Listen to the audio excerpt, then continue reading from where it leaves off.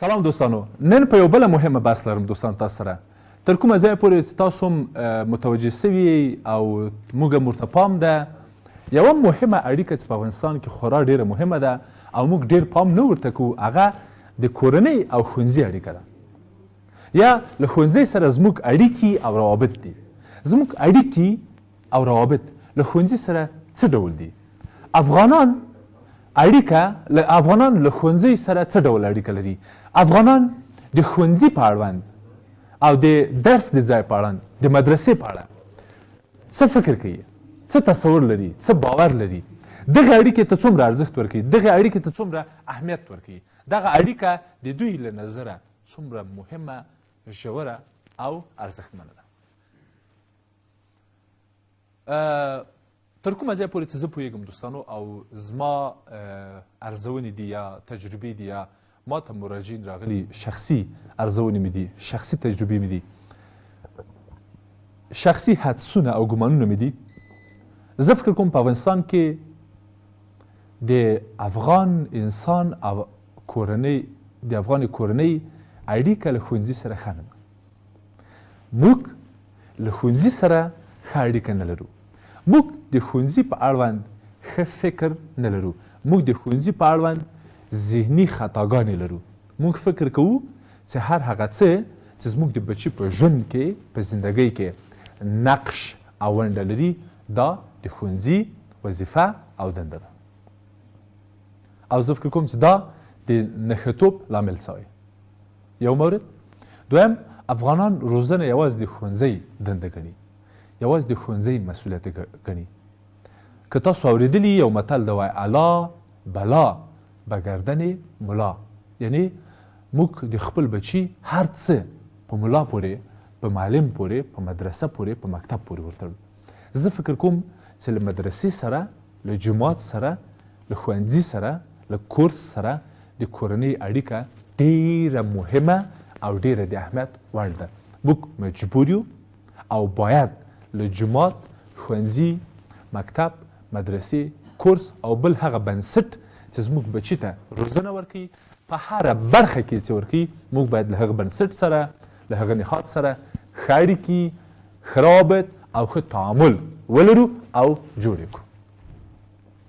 دریم مورد، موږ معمولا پړه پر یو بل اچو. موږ عادت لرو، موږ یو بله ذهني یا فکري خطا یا اشتباه چې په افغانستان کې معمول سوې ده لرو یې، هغه د پړې مسله ده. مور و پلار پړه پر ښوونځي وراچي، ښوونځی پړه په مور و پلار وراچي. که بیا دوی دواړه سره یو ځای سي او یو بل باندې پړه نسي وراچولی، بیا دوی دواړه را یو ځای کېږي او دا پړه راخلي په دولت یې وراچي. یا ډېر ځله راځي دا پړه پر رسنیو وراچي، یا راځي دا پړه پر همزولو وراچي. غواړم یادونه وکړم چې زموږ کیسه خو تر دغه دمه پورې په افغانستان کې د ښوونځي په اړوند په دغه ډول ده. اما دا اړیکه او دا مسله باید بدله سي. دغه فکر او دغه ذهنیت باید بدلون ومومي. او په دې برخه کې ځینو مسایلو ته غواړم اشاره وکړم. اول مورد چې غواړم اشاره ورته وکړم هغه د خبرتیا پیدا کولو مسله ده. موږ باید خبر اوسو، خبرتیاوې او اړیکې او روابط د خپلو بچو له ښوونځي سره ښه، سالم او جوړ کړو. تر هرې کچې چې موږ خپل اړیکې او خپل روابط له ښوونځي سره ښه کړو، په همغه اندازه زموږ د بچو په روزنه او زموږ د بچو په اړیکو اغېز کوي او تاثیر کوي. موږ کولی سو دا تعامل ښه، مثبت او ورغوو. یو مورد، یعنی که موږ په دې پوه نه سو چې زموږ بچی په څوم صنف کې ده، که موږ په دې پوه نه سو چې زموږ د بچي په صنف کې څو هلکان یا څو ټولګیوال دي، که موږ په دې پوه نه سو چې زموږ د بچي په ښوونځي کې څو زده کوونکي دي، که موږ په دې پوه نه سو چې زموږ بچی څوم نمره ده، که موږ په دې پوه نه سو چې زموږ بچی په کوم مضمون کې لایق او په کوم مضمون کې کمزوری ده، که موږ په دې پوه نه سو چې زموږ د بچي د ښوونځي ښوونکي څه ډول انسانان دي، په څه ډول برخورد او چلند کوي، موږ یو سالم او ښه پلار نه یو. زموږ پلارتوب یا پلارولي د ډېرو پخوانیو پیړیو په رقم او په شکل ده او موږ یو سم او سالم پلار نه یو. موږ هسې بچي دنیا ته راوړي دي او بس په دې عقیده یو چې بس ټولنه یې روز زیاتي، پخپله به لویېږي، پخپله به ښوونځی وایي او بالاخره به خپله به ځان ته یوه زندګي جوړوي. دغه ډول ذهنیت او دغه ډول تعامل له بده مرغه زموږ د بچي په آینده، زموږ د بچي په ژوند او شخصیت ډېره منفي اغیز او تاثیر لرلی سي او له ګڼو بدبختیو سره زموږ بچی مخامخ کولی سي. یو مورد دا دی چې موږ باید خبر واوسو، یعنی په دغو ټولو مواردو باید ځان خبر کړو چې زموږ بچی په څه ډول یو محیط کې، په څه ډول یو چاپیریال کې، په څه ډول اړیکه او چاره بوخت او مصروف ده. یو مورد.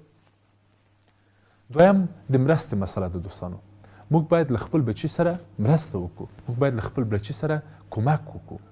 مرسته او کومک د دې لامل ګرځي چې زموږ بچی په روزنه کې او په خپل پرمختګ کې ډېره وده او پرمختګ وکړي.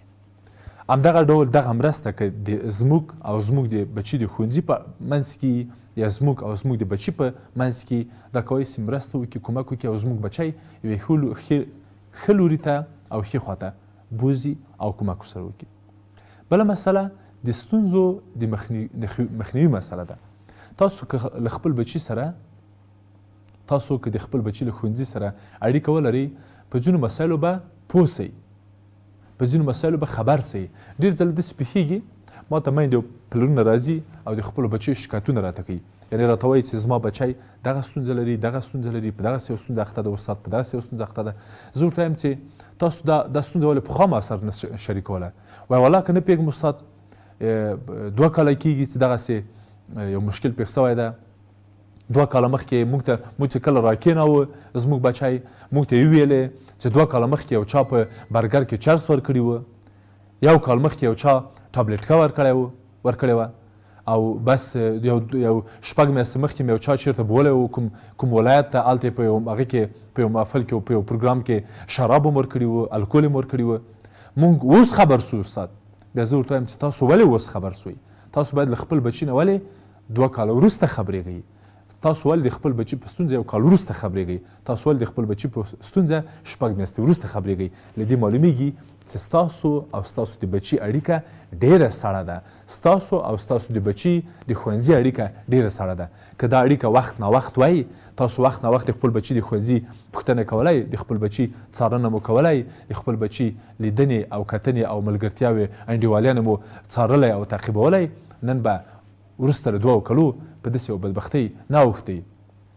تاسو اوس ما ته هغه هلک راوستلی ده چې 1 کال یې ټابلیټکه خوړلې، 6 میاشتې الکول خوړلي، یا یې 2 کاله مخکې چرس شروع کړي. زه اوس څه وکړم د هلک سره؟ د دې هلک رغول او جوړول خو اوس ما ته هم ستونزمن دي دوستانو. اوس خو دا خو ډېر وخت غواړي. زه د اقل 1 کال 2 کال دې ته ضرورت لرم چې د په درملنه او په تداوي وخت د درملنې او تداوي ته وخت ورکړم. اما که په خپل وخت تا پام ورته کړی وای پلاره یا مورې، یا ته وخت نه وخت د ده ښوونځي ته ورغلی وای او د ده د ستونزو د ده ښوونځي سره دی، د ده ښوونځي ته په ورتګ دی د ده د ستونزو مخنیوی کولی سوی. بل مورد مسلکي چلند ده. ډېری میندې او پلرونه نه پوهېږي چې له خپلو بچو سره څه ډول په مسلکي ښه او علمي ډول چلند وکړي.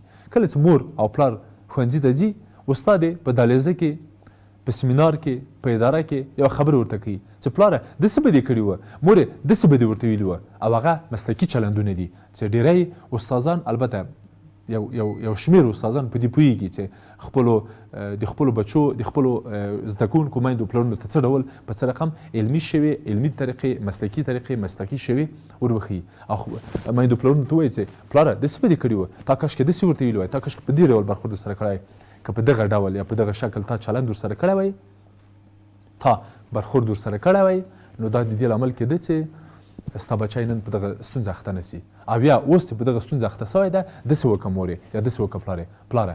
زه په دې باور لرم که تاسو د خپلو بچو له ښوونځیو سره اړیکې ډېر کوئ، اړیکې ښه کوئ، اړیکې سالم کوئ، اړیکې وساتئ، دا ستونزه ډېر زر حل کېږي، ډېر زر له منځه ځي او تاسو په خپله مسلکي چلند او مسلکي برخورد زده کوئ.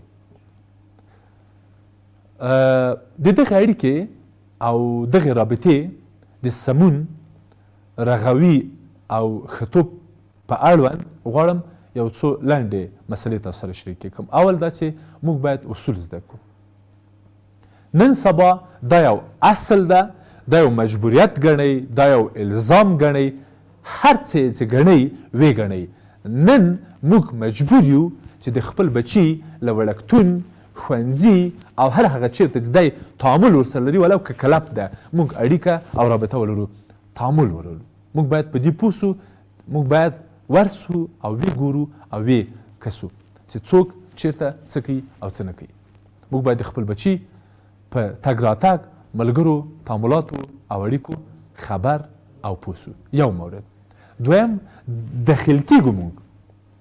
زه ډېر ځله کله چې په ځینو ښوونځیو یا ځینو وړکتونونو کې ورکشاپونه یا سیمینارونه دایروم، نو بیا زه میندو ته وایم چې پلار یم راوله ورسره. بیا هغه راته وایي چې ولې؟ بیا زه ورته وایم چې ګوره، کله چې ته پلار راولې او پلار سره موږ دلته خبرې وکړو، هغه په دې پوهېږي چې وی دا خو ما مسؤلیت هم ده. یعنې یو ډول دخیل کیږي، انوالو کیږي. کله چې پلار مکتب ته ځي، په روزنه کې داخلیږي، په روزنه کې ورګډېږي، او کله چې پلار په روزنه کې ورګډ سي، د خپل ژوند یوه برخه یې ګڼي. او دا ډېره مهمه مسله ده چې موږ یو افغان پلار راولو او د بچي په روزنه کې ورګډ کړو. دا ډېر لوی کمال ده او دا ترسره کیږي. او دا هله ترسره کیږي چې موږ د خپل بچي له ښوونځي سره تعامل او اړیکه ولرو. دریم، د پاملرنې مسله ده. کله چې موږ ښوونځي ته ځو او مدیر یا ښوونکی موږ ته یوه خبره کوي، موږ پوهېږو چې زما پلار، زما بچی درس نه وایي، یا زما بچی شوخي کوي، یا زما بچی په ریاضي کې کمزوری ده، ادبیات یې ښه نه دي. وروسته له دې به زه پام ورته کوم، او بیا راځي کور کې او د خپلو بچي ستونزې حلوي. دا بل مورد او بله ګټه او ښېګڼه ده. څلورم مورد د بچي ډاډ ده. کله چې تاسو ښوونځي ته ځئ او پلار مو، بچی مو ګوري، خوشحاله کېږي چې پلار مې راغلی ده، افتخار کوي په ځان باندې، پر نفس اعتماد یې لوړېږي، د آرامش احساس کوي، ځان مسؤونه ګڼي چې زه دلته پلار مې ځي راځي، پلار مې له ښوونځي سره اړیکه لري، له ښوونکو سره رابطه لري. او وروسته به له دې به ما سره زما ښوونکي زما د پلار د چلند په اساس ښه چلند او ښه برخورد وکړي، او دا ډاډ ورکړي زموږ بچو ته. او دا ډېره مهمه مسله ده، دا ډېره ارزښتمنه مسله ده. او وروستی پیغام چې غواړم دوستانو تاسو سره شریکم نن، هغه دا ده چې وده او پرمختګ ګړندی کیږي. یعنې تاسو یو کس راواخلئ، یعنې ښوونکی راواخلئ یا تنها ښوونځی، او هغه د ماشوم په روزنه کې دخیل وګڼئ یا یې دخیل کړئ، او تاسو مور هم راولئ، پلار هم راولئ، او ښوونځی هم راولئ، او نور عواملو ګڼ نور دلایلو عوامل هم راولئ، او دا ماشوم پکې په اصطلاح د ماشوم شاوخوا ترې راچاپېر سئ. زه په دې باور لرم که کورنۍ او ښوونځی ښه اړیکې ولري، د ماشوم وده ګړندی کیږي او ماشوم ډېر او ښه